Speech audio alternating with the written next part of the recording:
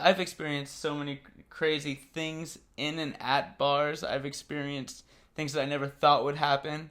I've seen some of the most amazing girls walk out of nowhere and walk straight up to me, giving me drinks and blow and asking me what I'm doing later.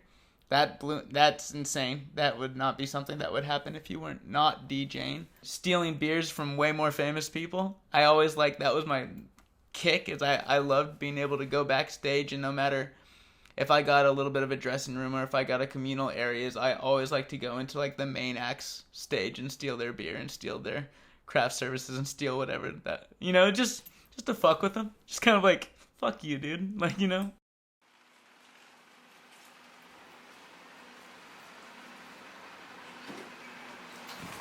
driver. Basically precision driver at this point.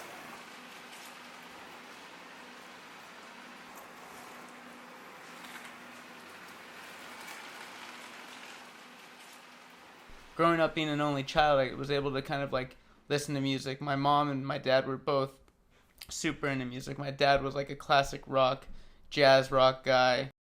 He had his turntable set up. He had a Technics turntable always set up with the receiver, and he was always playing records and playing wax. And my mom, coincidentally enough, was really big into the Stones and the Beatles and stuff like that. And inevitably, if there was a fight within my house, if my mom was fighting with my dad or my dad was fighting with my mom, or we were always fighting, the one thing that we could always do is just turn up music really loud and dance around the house and just kind of forget about all the bullshit that we're in and just be able to kind of just dance and have some fun. I moved to San Francisco when I was between 19 and 20 years old, and I started DJing because a friend of mine knew that I had records, and he was like, hey man, bring down your records, bring them to this bar, and he was like, I don't know if it's $100 or $150, but we'll get you some money and we'll get you some drinks. And I was there. And within 6 months of being 20 years old, I was DJing at a bunch of different rock and roll bars in San Francisco. And the coolest part about it was the fact that I was 20 years old. So every time I showed up to a bar, I had records in my hand. The bouncer didn't even think twice about asking me for my ID. He was like, oh, you're here. Awesome. Come on. Come right in. And it was pretty cool experience.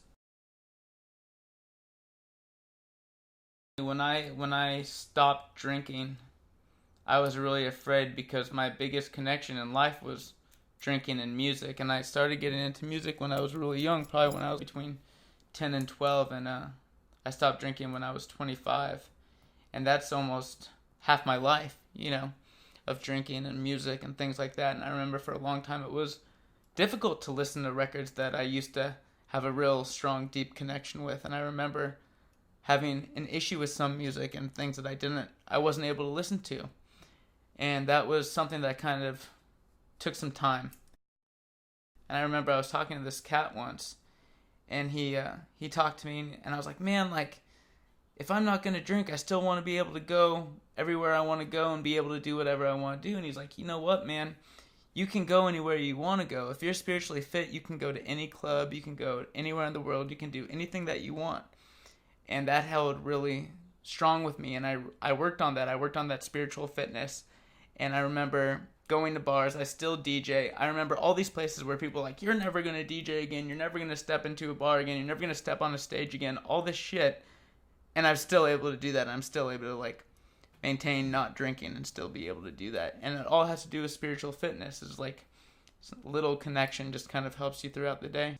It's weird. I never thought that would happen from DJing a little bar in San Francisco to DJing a bar in LA to play music and have people get off and have fun.